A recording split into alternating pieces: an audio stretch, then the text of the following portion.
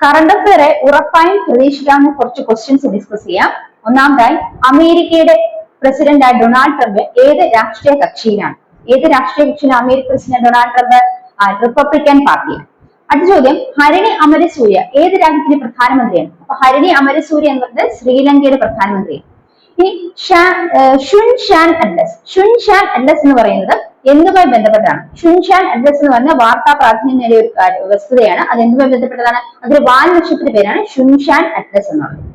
അടുത്ത, കുഷ്ഠരോഗത്തെ പൂർണ്ണമായി നിർമ്മാർജ്ജനം ചെയ്ത് ലോകത്തിലെ ആദ്യ രാജ്യം ഏതാണെന്ന് വെച്ചാൽ ജോർദാനാണ്. കുഷ്ഠരോഗത്തെ പൂർണ്ണമായി നിർമ്മാർജ്ജനം ചെയ്ത് ലോകത്തിലെ ആദ്യ രാജ്യം ഏതാണ്? ജോർദാനാണ്.